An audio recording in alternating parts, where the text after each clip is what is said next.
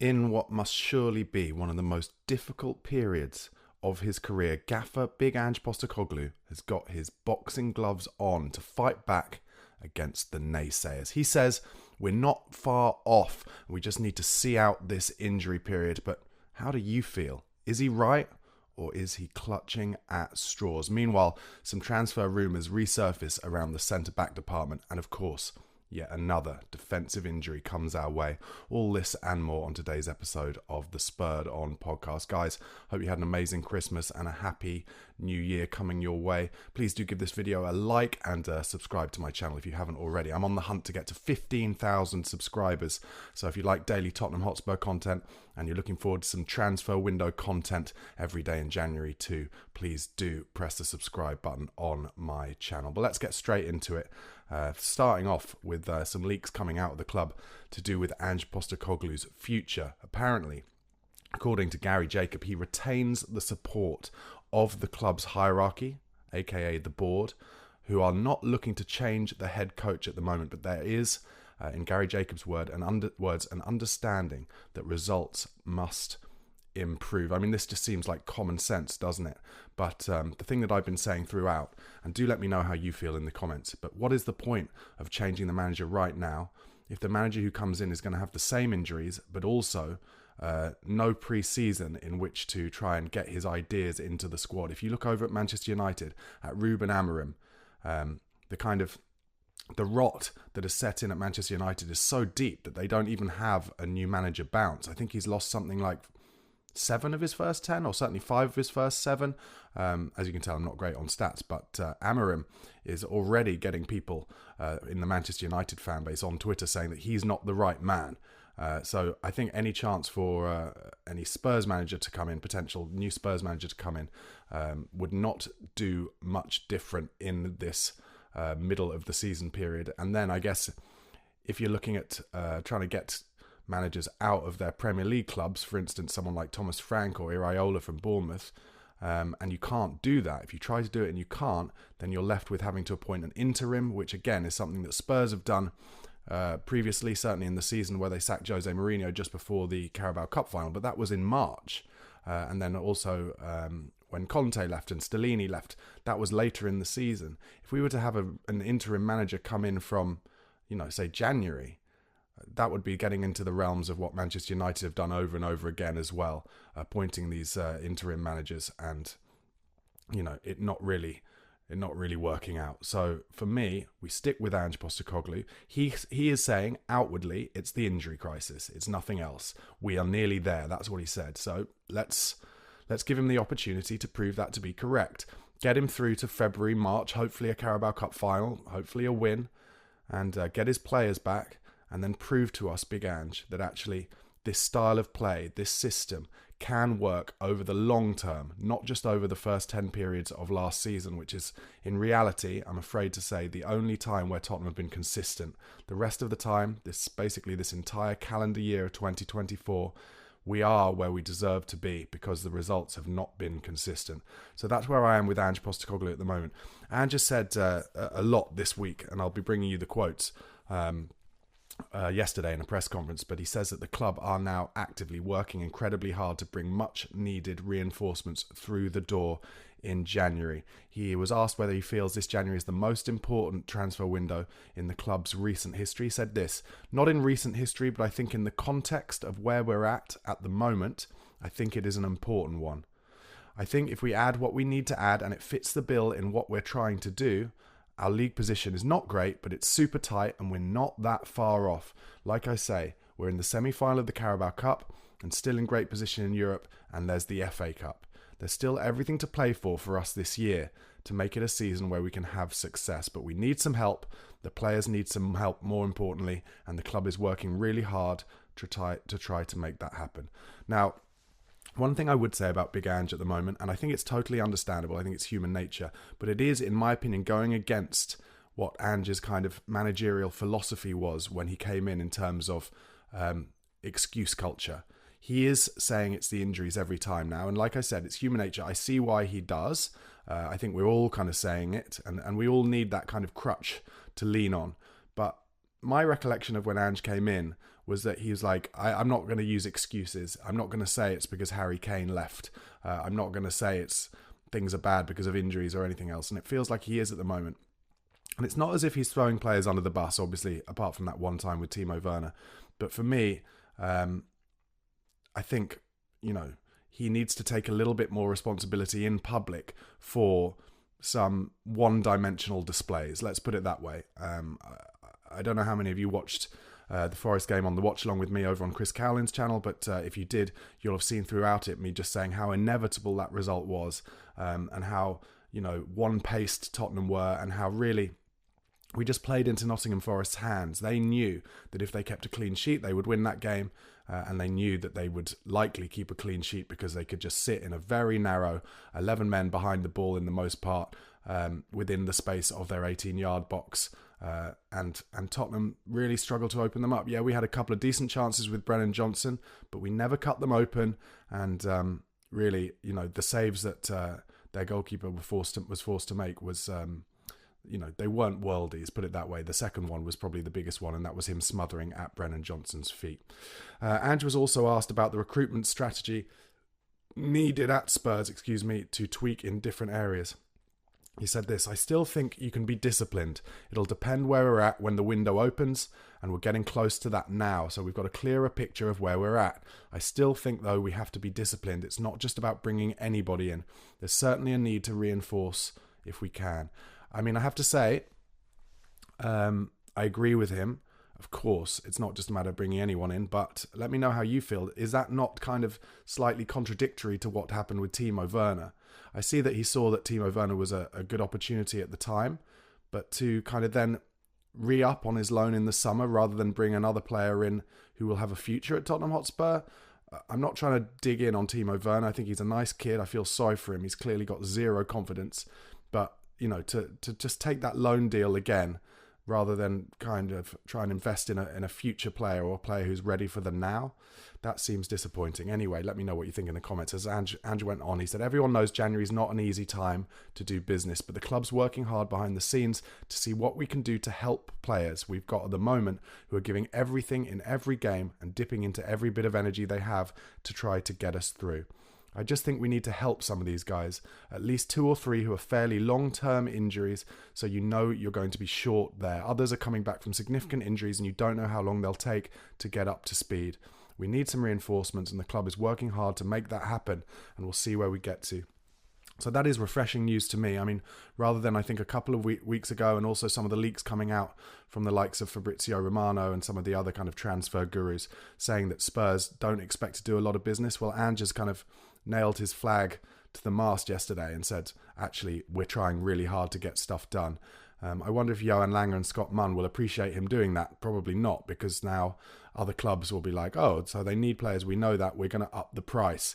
But I'm afraid we're at the situation now with Tottenham Hotspur, not only because of the injuries, but also because of the groundswell of disappointment and anger towards the club's board and towards the club's ownership, that they are going to have to, I think, invest more than they were planning to previously. And the way they must be looking at it is, it's all well and good, the revenue being high and us being in the kind of top 8 richest clubs in the world and all of that. But if we are currently 11th in the Premier League and realistically, joint on points or only just ahead of West Ham and Manchester United, then that this is a season unlike seen at Spurs since the beginning of that 2008 season when one day Ramos got 2 points from the first 8 games and he had to sack him and bring in Harry Redknapp. One thing just while I mention that, obviously a lot of the people who are very angry with ENIC and Daniel Levy talk about how many managers they've gone through, how they don't give anyone a chance, etc., etc. For me, I have to say, there aren't many of those managers that I look back on personally and think, I wish they'd given them longer. Maybe Martin Jol at a push. Definitely Harry Redknapp. For me, Harry Redknapp was an issue of the grass is always greener and be careful what you wish for.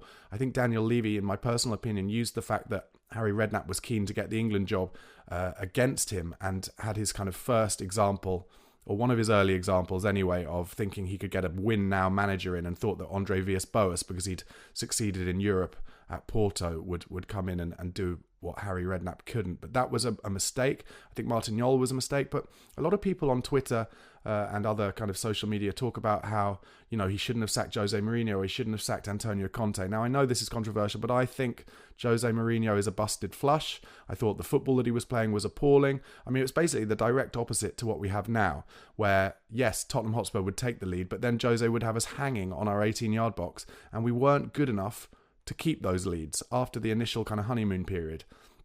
And it was boring. Now, of course, the argument is, should he have sacked him before a League Cup final? Probably not, but Jose could have won that League Cup, and, obviously everyone will feel differently.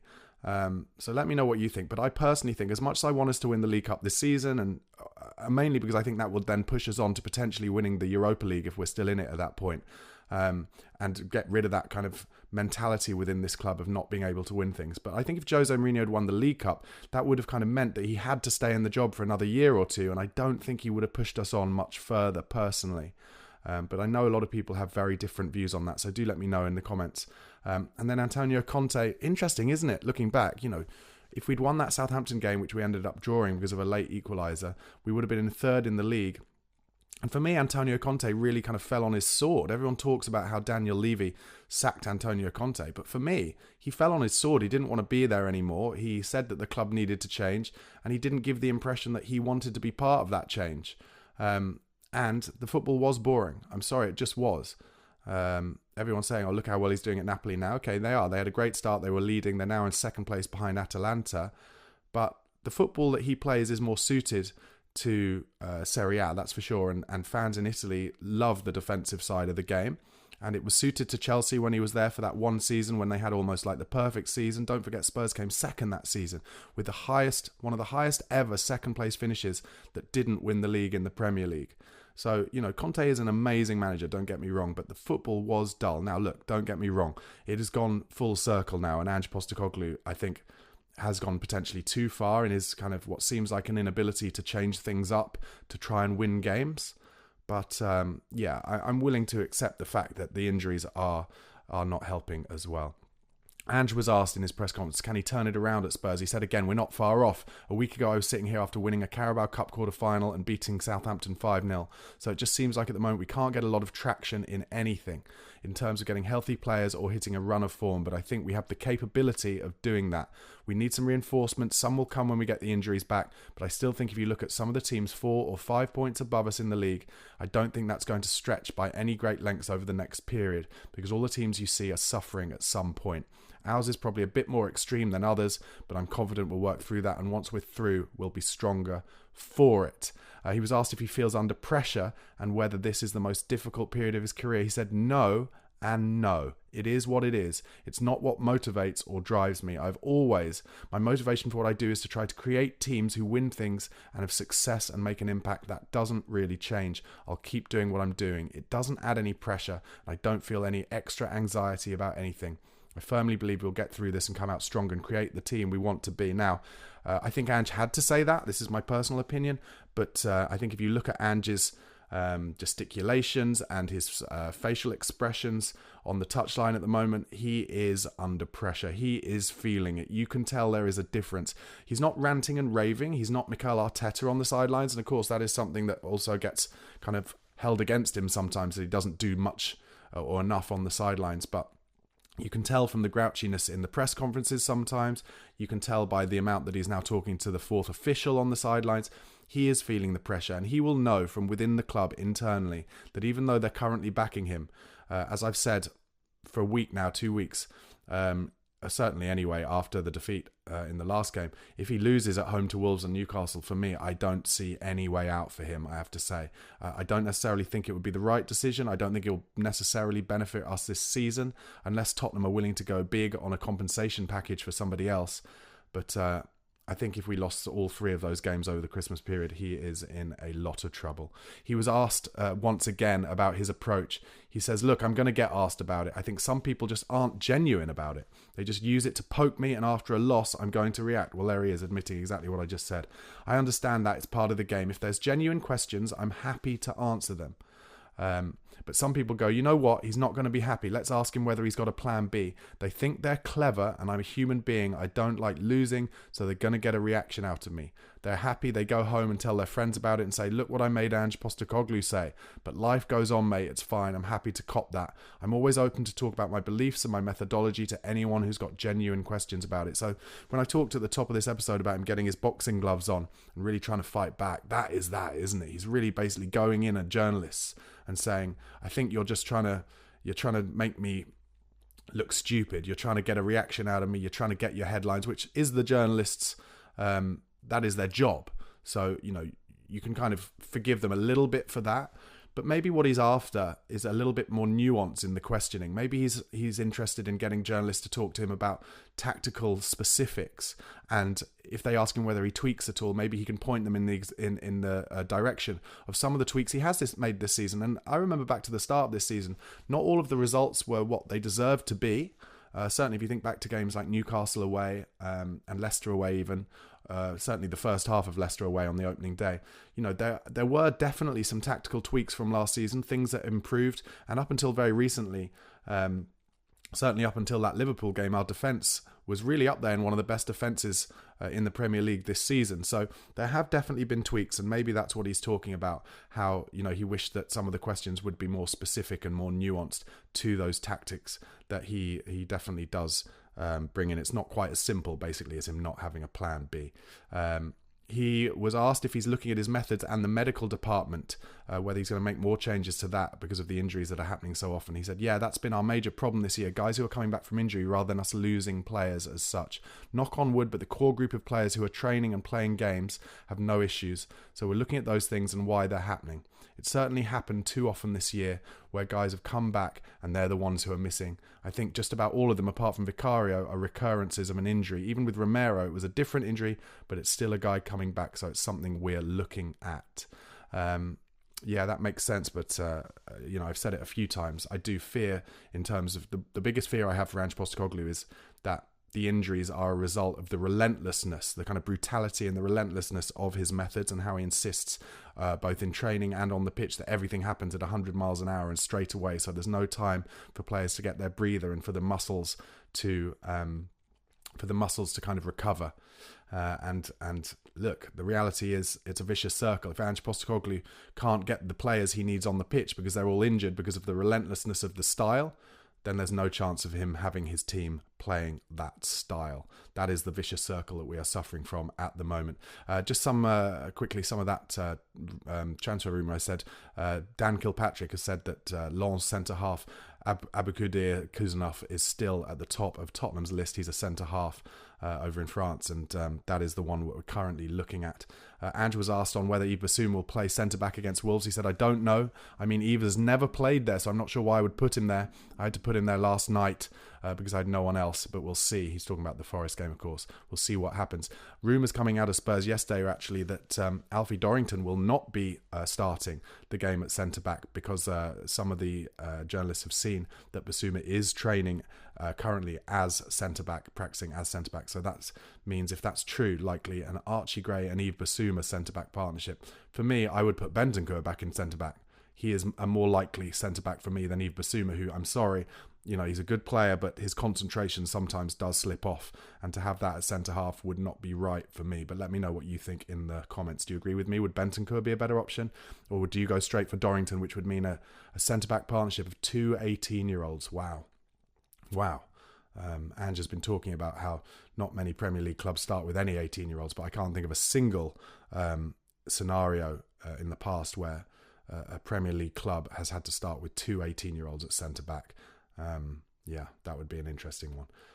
Ange was asked more about what options he has at centre-back. He said, not many. We're in a tough spot, and we have been for a while. We've been getting through it for quite a while now and keeping fingers crossed that we don't get more issues. But the nature of football and fixture scheduling means we've been on a fine line of being able to get through. It's another test for us, but whatever we need to deal with, we'll deal with and get ready for Sunday. And that links to, obviously, the injury news coming out yesterday that Ben Davies has had a setback in his recovery and will be out for a few more weeks. Apparently, there is a hope that Dragusin might be fit enough to play against Wolves, but he had a knock on his ankle and it was very sore, apparently. Some positivity coming out of the club, though, which is that Mikey Moore and Richarlison will be returning to training next week, according to Postecoglou. He said, yeah, him and Rishi are in the final stages. Next week they can start training. We've got a bit of a gap between the Newcastle game. The plan is Mikey and Rishi come back into first team training next week. But in terms of what we mentioned earlier, of course, and Ange talking about how players are getting recurrences of their injuries coming back, surely it's not likely that he brings Richarlison and Mikey Moore back into the squad for that Newcastle game, because that would be going against what he's saying, which is basically we need to get these players back up to speed rather than rushing them back in like he did with Romero and Van de Ven for that Chelsea game. So, yeah, I think that's an interesting one. Ange was then finally asked to reflect on his 2024 at Tottenham, and he says this: mixed, I guess. I thought last year we finished 5th, which was a fair effort considering the changes we made. We were all understanding that it was going to be a real challenge to rebuild the club, the squad, the playing style, and stay competitive, which I think we did. This year it's been mixed in the sense of the results. I don't think they've reflected our growth. I think our best football this year has been better than last year, which is what you're looking for. You're looking for improvement, but we haven't been consistent with that, and we've also had the challenges of what's been happening around the squad over recent times, which taints things for us a little bit in terms of the progress we want to have made at this point. But I still believe we're on the trajectory to becoming the team we want to become, and like I said, we will get through this difficult period. Well, Ange, to finish off, before we go into this nervous Wolves game tomorrow, I so hope you're right. I really want you to be right, and I really want, as Spurs fans, for us to be able to look back at this time and say the club were patient, we stuck with the man we wanted to, and it came out the other side, and we have a better squad and a better team, and we are more competitive as a result. But to say that it feels difficult at the moment is an understatement, and like I said, I'm very fearful of that Wolves game. Guys, I will be doing a watch-along for that Wolves game over on Chris Cowlin's channel, so come and find me there and get in the comments, and we'll try and enjoy that game together. Once again, thanks so much for watching and listening. Really appreciate it. Do drop this video a like on YouTube. Please do subscribe. Like I said, I'm trying to get to 15,000 subscribers. If you like daily Tottenham Hotspur content and transfer window, transfer rumours every day in January, please do give me a subscribe and enjoy the rest of your Christmas break and have a happy new year. Come on, you Spurs.